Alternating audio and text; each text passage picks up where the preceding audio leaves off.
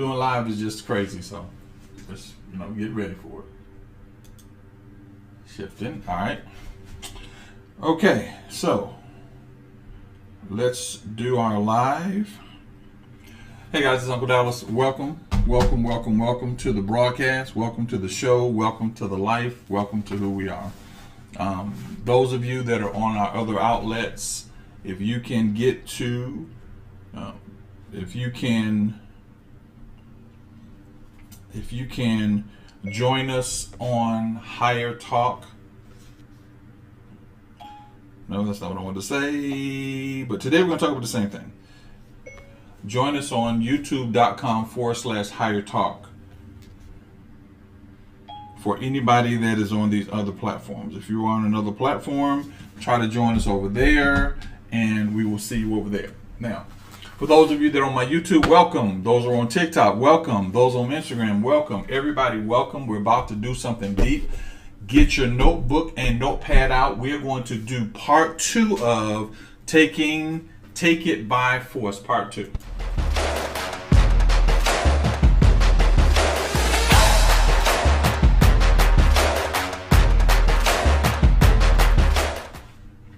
Welcome everybody. Hi, I'm Uncle Dallas or Pastor Dallas or Brother Dallas or whatever makes you comfortable. It's amazing to me that our terminologies are what messes our whole world up. So I am Uncle Dallas, Pastor Dallas, William Dallas.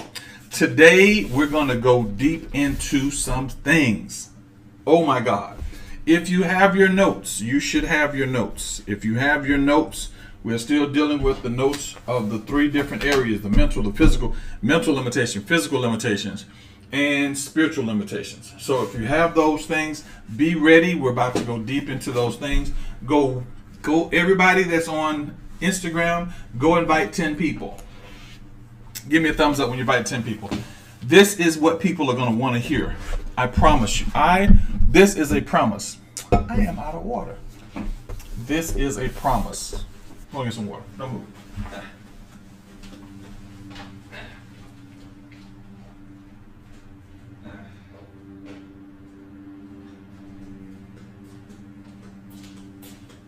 This is a promise. I promise you. I promise. Go invite 10 people. Tell them they need to hear it. They're going to love it. I need some water because when I start talking, my voice gets dry. Ugh. How was your weekend? Those of you that joined me for Sunday session, I appreciate you. How was your weekend? My weekend was great. I did nothing but work. I did nothing but work. So,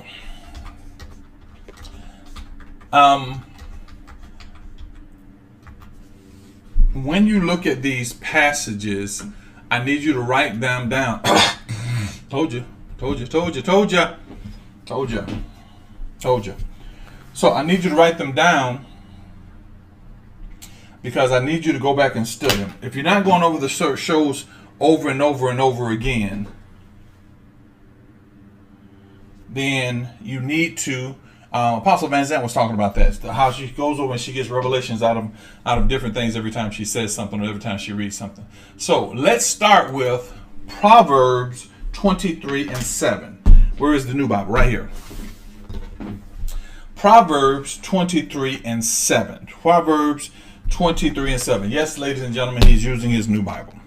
Proverbs 23:7. Now, I'm going to go so deep into this.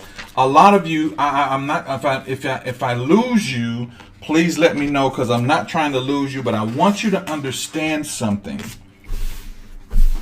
And hey, guys, I can mark in my Bible for the first time because this one is a brand new Bible. I use a different kind of highlighter. I don't use ink in my Bibles. I like my Bibles. Okay, so if you are not here, get on because I'm going to show you some stuff and I got some things that I want you guys to see. So anyway, Proverbs 23:7. Now, I talked about 3 different limitations when we talked on Sunday. 3 different limitations. Talk about mental limitations. I took my notes. If you do not have your notes, send me your email and I can get you your notes if you don't have the notes. If you're a part of the mentoring group, you should already have your notes. I sent it to your email. We talked about mental limitations, physical limitations, and spiritual limitation. So you are mentally limited, spiritually limited, and physically limited. So let's look at this and let's go really deep into this. Really deep. So if you are at Proverbs, 23 and 7, I need you to look at that. Pay attention. Proverbs 23 and 7. And I'm going to actually see if I can do this for you as well. Proverbs 23 and 7. And it says this: for as he thinketh in his heart. Now, there are two things that you want to look at in that passage. Number one, the fact of thinketh in his heart. And number two, let me see if I can get this up here. Let me show you this. Check this out. The first part is, if you look at it right here, and let me see if I can do this and blow this up a little bit for you guys. Yeah. All right.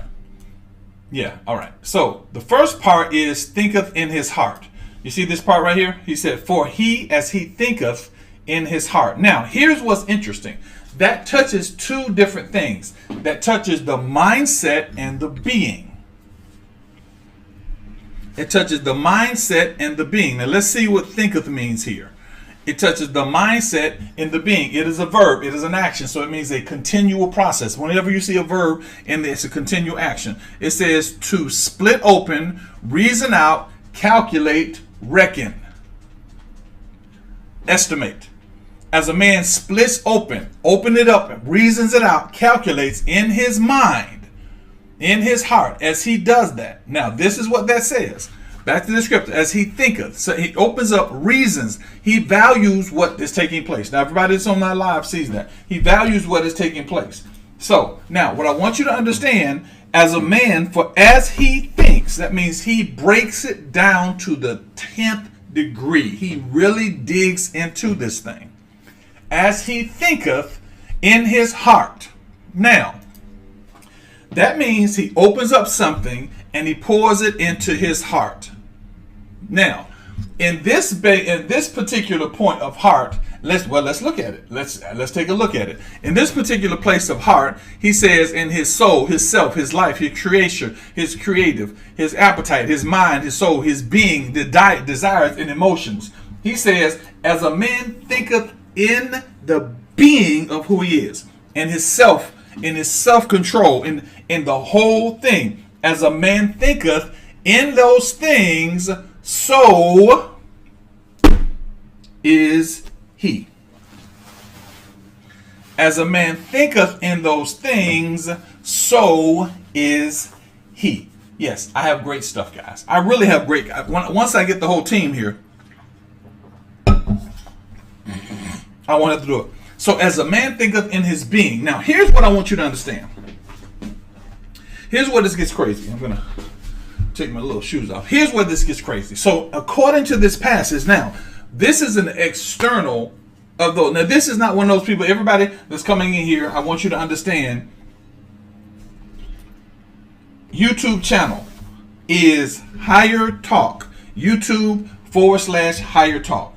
YouTube/Higher Talk. There's a way I can put this on here. I just don't know. So I need D. Make sure you pay attention to YouTube/Higher Talk. And this is live, guys. I am right here. That's what's happening outside. I'm right here.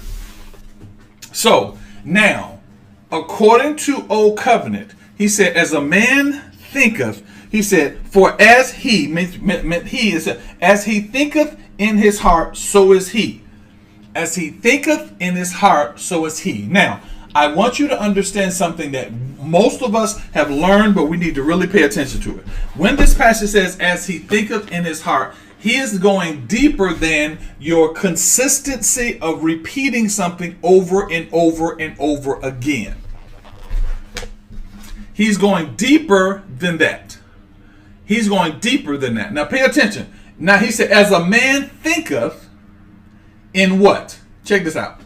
As he thinketh in his soul, in his self, in his life, in the creature who he is, in the person who he is, in his appetite, in his mind, in his living being, his desires, his emotions. If you go down for as he breathes this thing in, so is he. He said, in all those areas, so is he. He said, as he takes this thing in, so is he.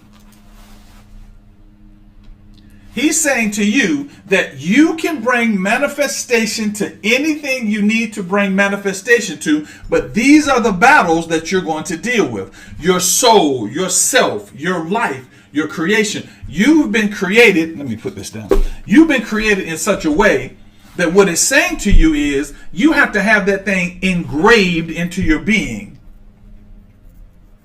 You have to have that thing engraved into your being. So as you have that engraved into your being, it becomes your existence. Now, let me take a side step for those of you. Most of you have it engraved into your mind.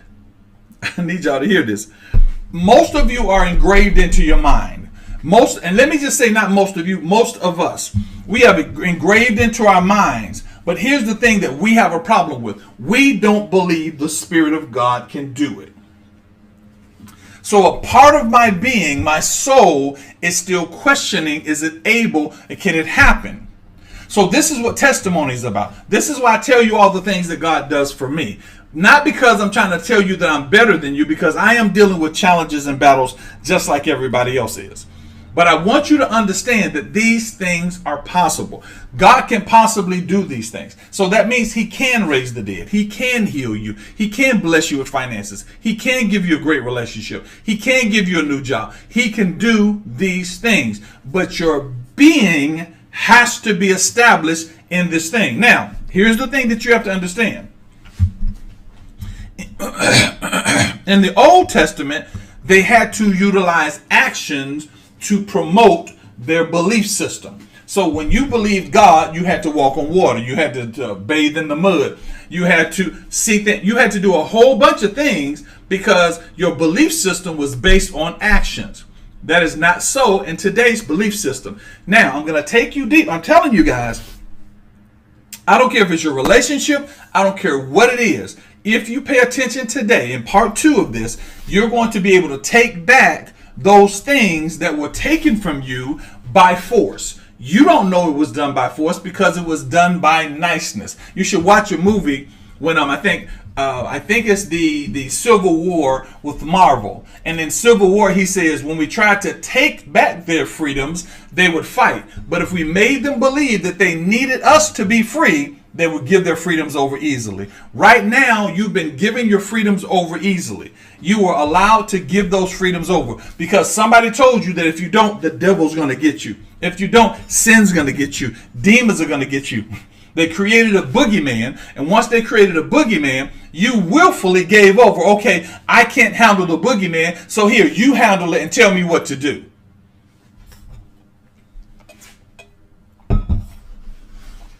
Been done to you every Sunday. I can't handle the boogeyman, so you tell me what to do. So now you follow these people around that have their own boogeymans, but you follow them around because they never taught you how to battle the boogeyman. Why? Because there is no spoon. There is no boogeyman. There is no boogeyman. Now, am I saying there's no devil? No, that's not what I'm saying. Am I saying there's no demons? No, that's not what I'm saying. What I'm saying to you is what you have been defined as the thing that can get you doesn't have the power to get you. You've given it the power to touch you. It doesn't have the power to get you. You've given it the power to touch you. My God. Okay, so let's take this a step further. Y'all ready for this? Now, am I doing good? If I'm making sense, if I'm helping you, I need you to hear me. Because what is happening to most of us right now, we've now defined our lives according to our tragedy. Why? Because you don't know how to shut up. You got to tell everything. Oh, I just feel, hush, be quiet. You molded yourself into a place where you believe that the boogeyman is going to get you. You believe that the devil is chasing you. He's chasing your friends. He's taking all those things. But when I taught you about Romans 8:28, there's a part of Romans 8:28 that involves you. So now, what do you think in your mind? Some of you are living in the value of wanting somebody to want you around or wanting yourself to feel valuable because in your childhood you didn't feel valuable. Some of you are living in a position where you think that if I don't do this, it doesn't get done. So what you've done is left your position and got into a position of God. You think that God can't do it. So what you do is you do it. I will never forget the line I was teaching a class, and I said, what would happen if God told you let the dead bury the dead, and your auntie that you love with all your life, God said, you're not going to make it to the funeral, you got to come with me. How many of you would disobey God at that moment? How many would disobey God? Why? Because you're emotionally attached to this thing. Hear me, I told you I'm going to take this deep. What's happening to us is they didn't give us the Spirit of God. They gave us an emotional attachment to that. Don't you love Jesus? Don't you love Jesus? Because they want you to be attached to the image they created. And once you're attached to that image, you are now controlled by the lack of supply to that image. Let me take it to your personal life. The reason that bill collectors call you and they either yell at you or they're nice with you because they want you to become a friend so they can start asking you for things that they couldn't ask you otherwise. So customer service people are made to be really nice, have nice voices and say, oh, how you doing, Miss Johnson? How you feel today? Oh, I'm feeling fine. Well, you know you owe us that $25,000. I know, because it's harder to turn down somebody you're emotionally attached to. I said we're going to go deep. It's hard to turn down somebody that you like. Now, if that person got on and said, who in the heck is this? You would hang up on them in a minute. That's why things are happening. Why? Because you have been controlled by the enemy by saying there's a boogeyman and there's a hero. So we tell you the boogeyman is so bad that you go running for the hero. Then we make the hero so unreachable that you say, I can't reach the hero. So please let me come to your church or your ministry to help me reach the hero. I don't want you there. I want you to be able to reach the hero. Why? You're the hero. Hello, you're the hero. So what happens is now you're living under old covenant mindset. The old covenant mindset said, now those of you that know the retreat, don't start shouting yet. The old covenant mindset said only the people that hear from God are king, priests, and prophets. So what happens in the old covenant, they couldn't touch God, so they had to go to the leader. They had to go to the man of God. So you're not taught how to touch God. You're taught how to submit to a man. And when you submit to a man, he goes to God for you. That's old covenant, pumpkin. God tore the veil so you can reach God yourself. That's a mindset limitation. That's a mindset limitation.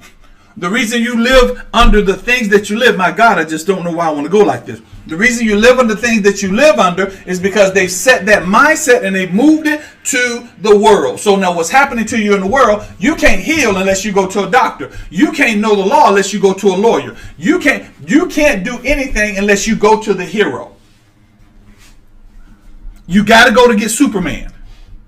You got to go get those things. And what happens is you take and begin to yield your power to that thing. Banks, you don't need a bank. There's a way you can create your own bank. But you're not told that. Why? Because everything has to be outside of your reach.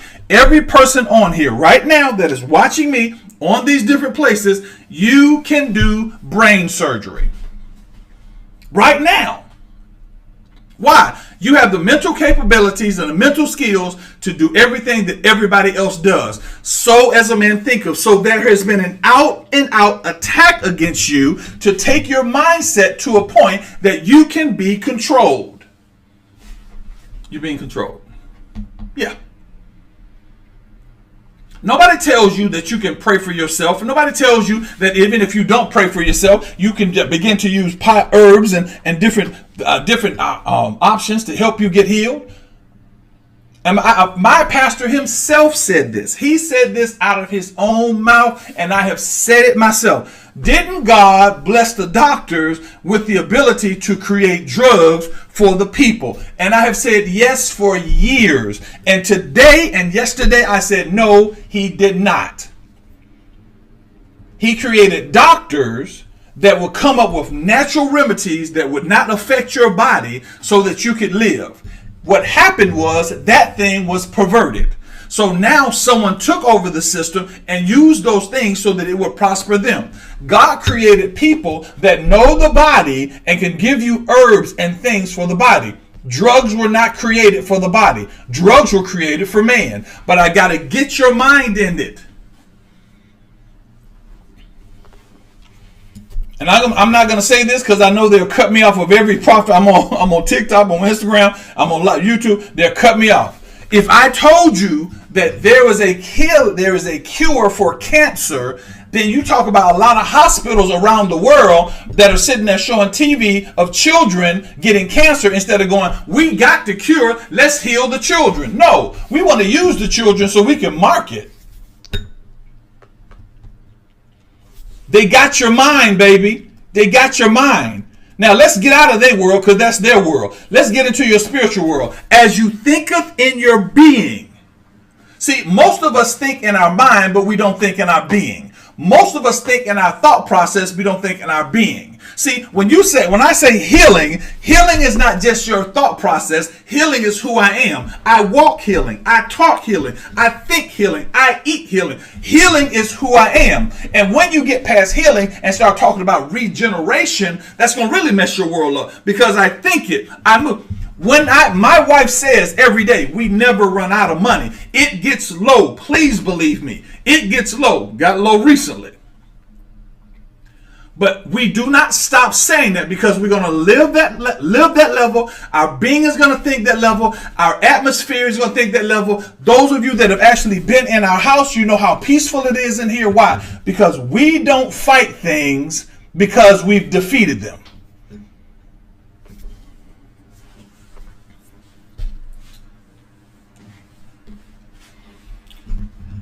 For as the man thinketh in his heart. Now, let's break this down. Let's go back to this. Let's go back to this passage. I'm gonna show you this. Those of you that are on TikTok, you're not gonna be see this. If you go to YouTube, you can go with us and you can see this on YouTube. Okay. Now here it is. Check this out. It says, now the word thinketh, and let me take this up a little bit. Let me take the word thinketh. The word thinketh is, I can actually get it. Is sha'ar. Sha'ar. As a man sha'ar, that means he splits it open. He reasons it out. He calculates it. He recognizes or reckons it. He estimates. And when he does all those things, it comes to a conclusion that what he wants from God is valuable enough to yield my entire being, oh my God, to it. It's valuable enough that I yield my being to this thing.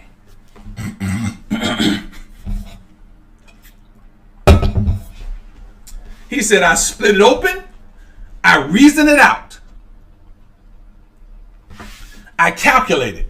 I reckoned this thing to be valuable enough to thee. Then I estimate what I need to do to make it my life. What do you want from God? What do you want to happen in the spirit? Is your being in it or is just your mind? Is the people around you in it or is it just your mind?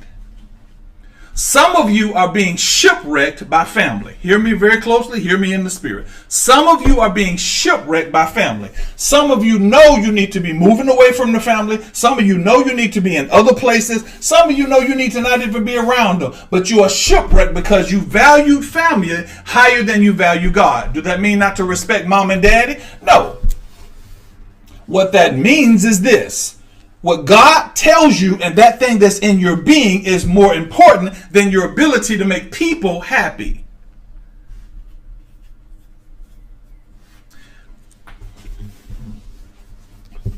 So it says, I split it open.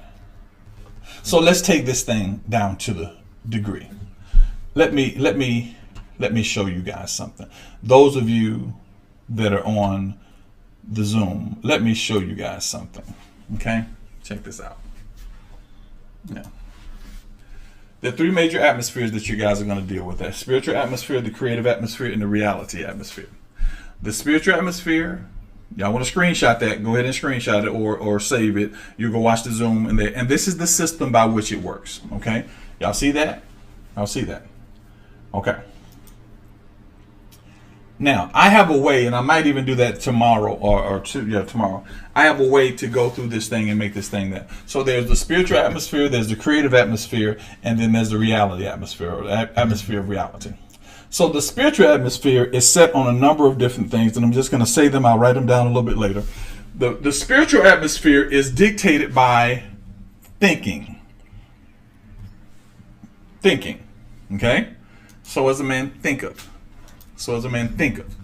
It is dictated by thinking. It is dictated by the control of your mind. The mind, it is thinking. In the Old Testament, it was controlled by thinking and actions. And so your actions were the same thing. In the New Testament, it is thinking and submission, meaning you submit to the Spirit of God and you think. That's what it says, it breaks it down. In the Old Testament. So here's what you have to understand. What you have to realize is that your mindset, your confession creates the venture for the tree. Your mindset creates how far it goes. Let me say that again and say it slowly. What I think about the cup creates opportunity. My mindset on the cup means movement. So if I say this cup has water in it, that's what I think about it. But my mentality is, not only does it have water in it, I can drink the water. I have those things that cause the thing that you think to move forward. So my mindset about the cup creates the opportunity for the cup. Does that make sense? Let me make it simple. You think that God can heal you. That's the thinking. But the mindset, so if God can heal me, then I'll eat differently, I'll act differently, I'll think differently, I'll move differently. Why? Because my mindset, what my mind is set on, is what I believe. Faith says it's possible. Faith says that cup has substance, it has evidence. I don't have to believe. My faith is not believe. My faith is knowing. My belief system is attributed to what I know. Not what I believe, what I know. See, when you try to go believe, and this is going, I told you I'm going to go deep. When you try to go to belief, you're hinged on information that determines whether you believe it or not. But if faith says it's there, now you believe what you do with what it is. Faith says this has evidence, it has substance, it's real. I don't have to believe it's real. I don't have to think it's real. I don't have to hope it's real. It's real. So because it's real, my belief system has a mindset to say, now it's real. I can use it for the benefit of what I'm trying to do. Everybody got that? So here's what I need you to understand. So what I need you to understand is this. So when he says, as a man thinketh, that means oh my God, this is so good. So what he does is he said, he looks at the cup. Let's get it. I'm going to show you what he says. Listen. Now, you're not going to be able to see me, but listen, okay? So he takes the cup, he splits the cup down, meaning he breaks down the middle of the cup. Now, you know what? Check this out. So he cuts the cup. Now imagine you know the cup is real. So you take a saw and you cut the cup in half. So you break it open. Now you know that it's metal. You know that it's strong. You know the things about it. Now you begin to reason it out. Why would they put this metal together with this metal? And why would they do this with this? Then you begin to calculate, okay, it is 14% in salt, the velocity of it and the weight of it and the height of it. And then you reckon with it. You come one with what this cup can do. Then you estimate what that cup is going to do and the potential. So what happens is now you will start sitting there talking about, I have diabetes, but you have not cut the diabetes open and said, okay, God, at what point do I change? Because I can't let generational curses go over and over in my life. So I cut the diabetes open. I begin to study about it. I begin to read about it. And everything I read, I look at it as a way to break it down so that I can now put it into a point of knowledge and it's not as fearful to me because I know what it takes. Then I go and begin to weave down and I get down to enzymes that come. So I'm taking insulin, which is based on water, which is a lack of water in my body. So now I go from a point where they're giving me drugs to realize that it's the water that is not coming into my body and insulating into my body. Now I can grab a vegetable or a fruit and begin to fix my diabetes before I even pray about God. Why? Because I split it down. I reasoned with it. I calculated. Then I estimated the solution.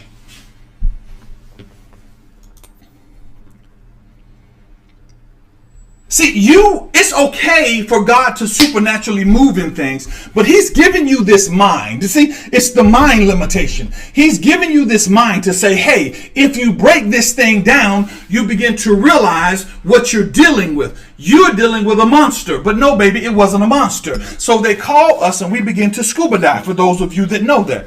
We begin to scuba dive. And when we scuba dive, the first thing my wife said is, I want to become a master at this thing. So what did she do? She began to read. And she began begin to study and look at little sites and follow people around to the point that scuba diving no longer became this adventurous, scary thing. It became something that was attached to who she was naturally. She could swim naturally. We were born in water, so this was easy for her. Then all of a sudden they said, where do you want to go from there? My wife said, I want to swim with the sharks. So she talked to people that did swim with the sharks. She read about sharks. She studied sharks. She watched sharks on video. She broke it down. She looked at where the sharks could. There's a certain position where a shark can't get to you no matter what you do. And she broke it down. It went from a boogeyman to something she could control.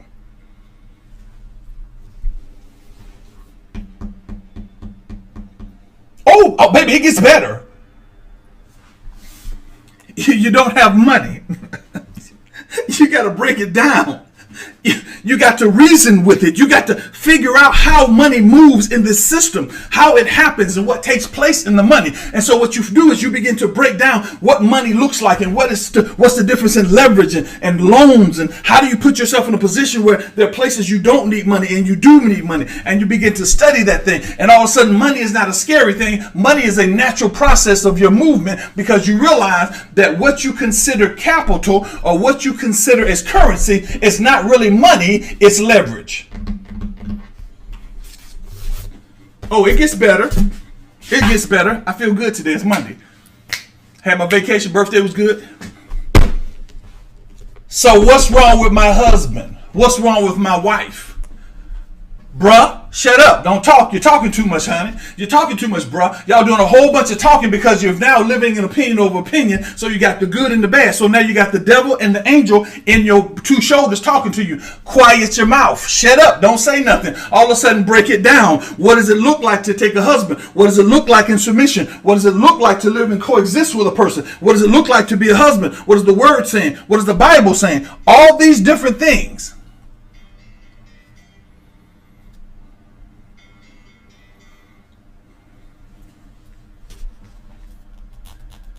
Until it's no longer me having a part time with my husband, it's a part of me that learns how to coexist with something that naturally takes place in my life.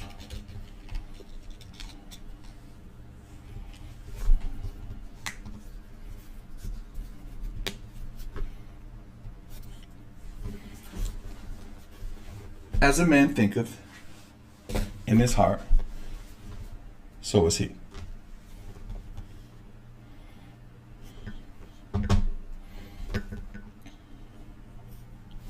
So, he said, as his heart. Now, I'm not going to stay here long because I want you guys to look at this over and over again. Here's where your challenge has become. That thing that you're trying to change has not become a part of your being yet. Some of you are satisfied in this place where you are. You don't say you're satisfied, but you are. Some of you are satisfied just barely making it and doing that because you haven't done it. My favorite line my preachers used to say back in the day, he said, you're not, until you get sick and tired. What did it say? You're not sick and tired until you get sick and tired. I think that's how he said it. See, you're not tired of that thing. It hasn't become a point where it has become so part of your being, so much of a drive, until you cannot live until you move out of this thing.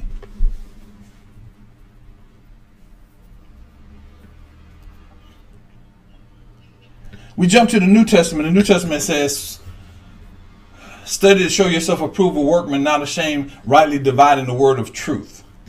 Rightly dividing the word of truth. You're not tired yet. You're not tired yet. I made a comment to, matter of fact, a young lady that came to the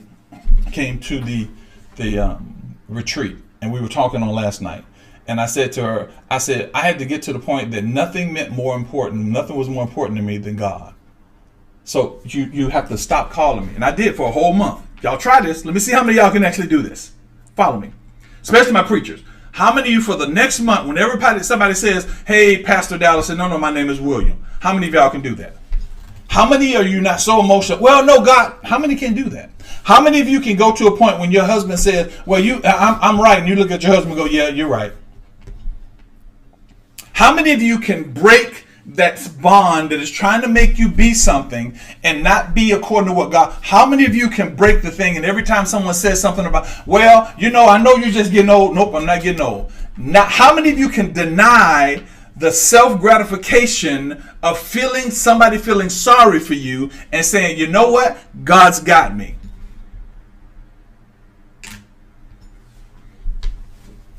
You're attached to people that mean you no good. But when somebody does mean you some good, you don't attach to them. You start scrutinizing them. Well, what you trying to do? What you looking like? What? Why? Your mind has been limited. Cut it loose. Your being should be leading toward doing something greater. Stop talking about it. Stop telling everybody about it, and be about it.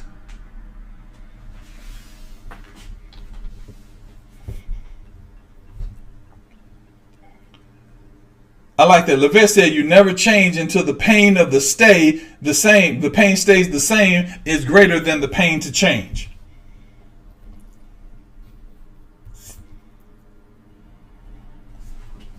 So, let's go back to this. Let's go back to this. I want to show you this diagram right quick. Let's go back to this diagram. Where's my diagram? Here it is, right? Let's go back to this diagram. Check this out. Okay, so now I'm going to get this. I'm going to take you a little deeper in this thing. I'm going to take you into a little deeper this thing. Every bit of your creativity does not come from the spirit. Does not come from your mind. It comes from your spirit. So whenever you think of something creative, it comes from the spirit. Once it comes from the spirit, the purpose of it is to go to your reality. Say that again. Once something comes from the spirit, the purpose of it is to go to your reality. It is not just to stay in your mind. I know, that just messed y'all up. Once it comes from the spirit, the purpose of coming from the spirit is to change your reality. It's not so you can get revelation and so you can tell people the Lord spoke to me. It's to change your reality. If it does not change your reality, you have not fulfilled the purpose of him giving you something creative. Yeah, y'all gonna have to watch this one a second time. If it has not changed your reality, you have not fulfilled the purpose of him giving you something creative. And let me help you out, everybody on here, and William Dallas. He doesn't give you ideas so you can say, you know what you should do? Because see, we want to be that apostolic where we want to tell everybody what to do. If God gave it to you, he wanted you to do it. Well, I don't like daycare centers. Well, there's apparently something inside a daycare center God wants you to do. Because we go, I got some great ideas, and you be trying to point the great ideas out, but God said, no, I want to see how faithful you are to what I've given you to create.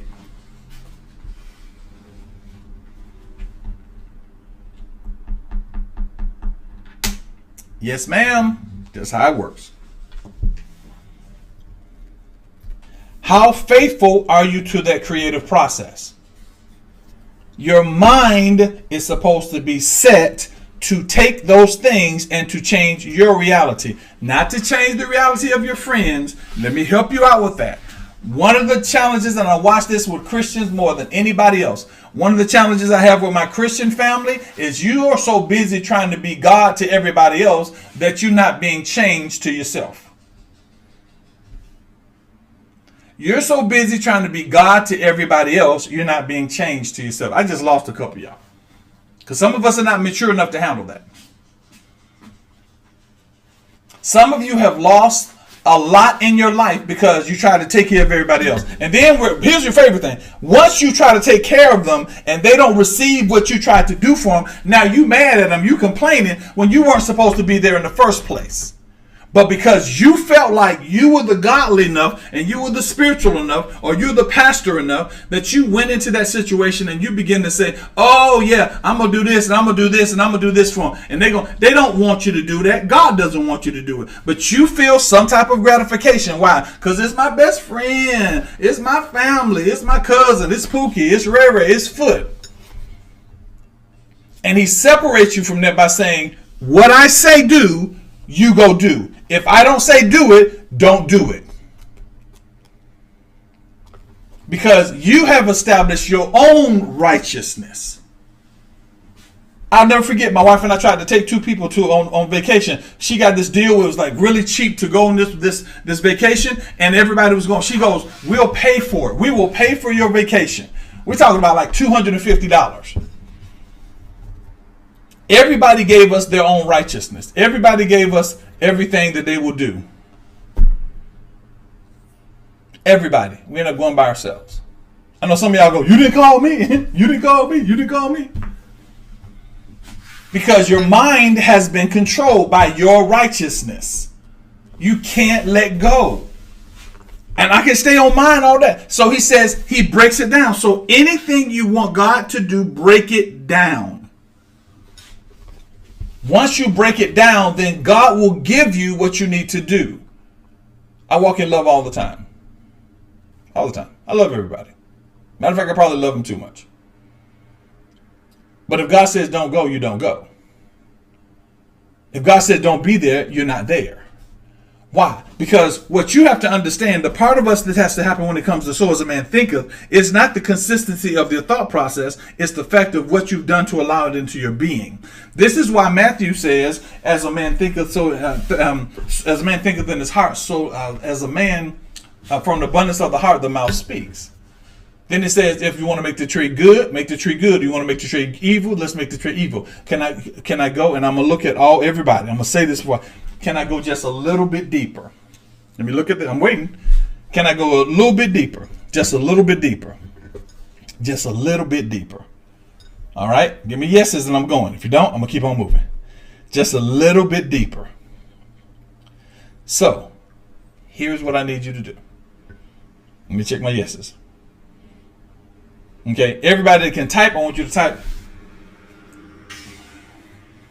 I want to go to the deeper place. Type that on your type it everywhere. I want to go to the deeper place. I want to go to the deeper place. I want to go to the deeper place. I want to go to the deeper place. Everybody that can type it. I want to go to the deeper place. All right? Now, those of you that are on the other social medias, you're not going to be able to see this. You're not going to be able to see this. But those of you that are not on social media, y'all going to catch this. Those of you that are on YouTube will catch this. Those of you that are not on YouTube, this. But I say, type it. I want to go to the deeper place. Everybody, I don't care who you are. I want to go to the deeper place. I want to go to the deeper place. You have to, and there's a reason I'm saying that. I'm not just saying that because I need you to type. I want to go to the deeper place. I want to go to the deeper place. He said, deep calleth unto the deep. I'm going to show you something. I want to go to the deeper place. I want to go to the deeper place. I want to go to the deeper place. Kendra Dallas, I want to go to the deeper place. Now, those of you on YouTube, I want you to see something. I want you to pay attention to what I'm about to show you. Okay? I want you to pay attention to what I just showed you. Spiritual atmosphere, creative atmosphere, reality. Realistic as well, reality atmosphere. Okay? I want y'all to pay attention to that. Now, here's what I want you to understand. Y'all check this out. Here's what I want you to understand. Follow me here. When something leaves the spiritual atmosphere and goes into the creative atmosphere, it is created to go into to change your reality. Okay? It is created to change your reality. Follow me here. The catalyst by which God uses to bring something into this atmosphere is words. The catalyst that God uses to bring something into this atmosphere is words. So if you don't say it out loud, it is not introduced to your atmosphere. If it's not introduced to your atmosphere, it does not become reality. Because what you want to understand is this. When you say something, sound waves leave your body. Those sound waves aren't actually words, they're waves. And those waves go into the person's ear and they vibrate the eardrum at a level that it creates the imitation of the words being in your mind. Then what your brain does is takes those imitations of words and begins to calculate in your brain a familiar word and utilizes hear me now, utilize the definition of what you think is familiar. That's why you can say the word, why don't you chill? Your brain takes it in and begins to say, is this person cold or is this person trying to relax? So when something comes into your spirit or even comes into your mind, if you do not let it out by verbally saying it, you do not introduce it. I don't care how you act about it, but you have to eventually say it. You don't have to say it to everybody. You've got to say it to your body so your body can create the atmosphere for what needs to be done. So that means that every time you're walking around saying something, you are vibrating your atmosphere to be conducive to what you say. I said I was going to go deep. I hope y'all okay. So that means when my wife says we never run out of money, it begins to vibrate my atmosphere. Are you ready to go deeper? Now, if I walk according to the vibration, imagine a river flowing. If I walk with the river, I move faster. But if I go contradictory to the river, I move slower. Why are things not happening? Baby, you're not flowing with the river. You're saying one thing, but you're walking in the opposite direction. You're saying one thing, but you're moving in the opposite direction. And what you're doing is you're vibrating with conflict. There is a conflict happening right now in your life. So you say you're healed, but all of a sudden you're eating everything that you ain't supposed to eat. You say that you got a good relationship, but honey, you can't keep your mouth closed because you're basically telling him everything to do. You're saying you got a good relationship, and bro, you can't listen to your wife because you think you're always right. You say you never run out of money, but you can't invest, you can't sow, you can't do anything. You say that you want to be healed. You are vibrating out the right direction, but you're walking and moving in the wrong direction. Why? Because it's become selfish. You say, I'm a woman of God, but you don't move with God. You move with how you feel.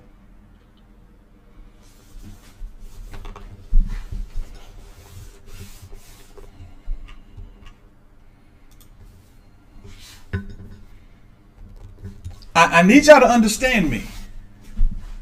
Now, those of you that are going to be on the mentoring class tomorrow, we haven't even got to, but we just went to the mental limitations.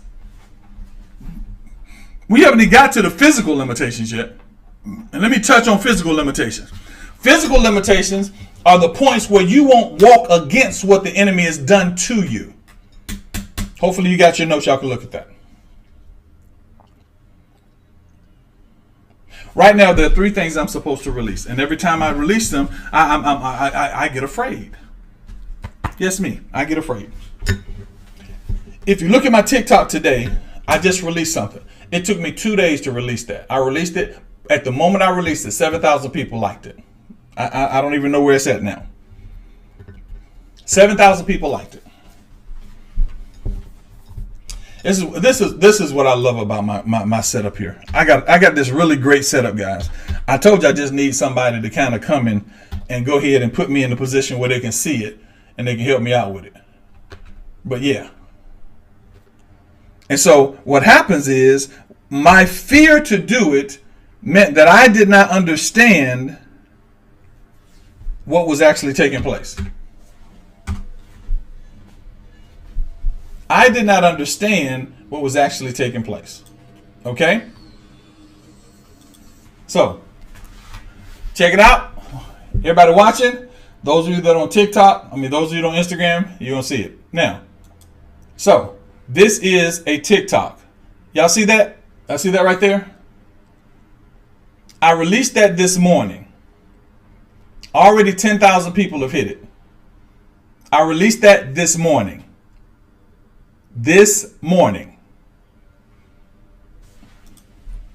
Now, I didn't want to release it. I shouldn't release it. No, I shouldn't have done that. No, I should. What happens is, baby, bruh, hear me. You have been empowered to do something greater. It's in your mind, but you won't confess it because you're afraid the devil gonna hear it. They got you tricked, pimp. They got you tricked, shawty. Because the devil's going to hear it. Like he has that much power over what you have to do. Your whole being is in this thing. And it's not just what you say. Your whole being is in this thing.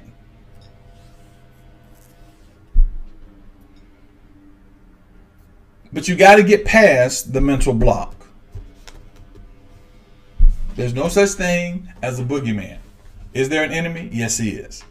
But he is not an equal enemy, which means he does not have the same power that is necessary. He doesn't have the same power. So stop giving him the power that he doesn't have. The devil can't come in your house and start tearing junk up and taking over your house. A demon can't grab you and start throwing you down. God did not put sickness on you. Your sickness is only temporary.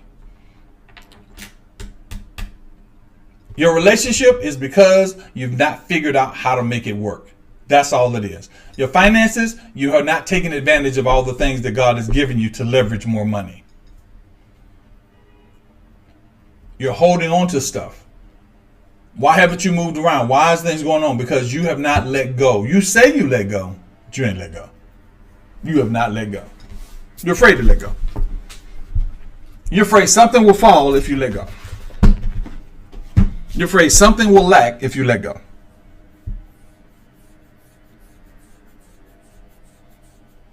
God has you guys. He got us. He got us. Let me take this up a little higher. He got you. God's got you. Not only does he have you, he got somebody in your life that'll speak life to you. Me. That'll speak life to you.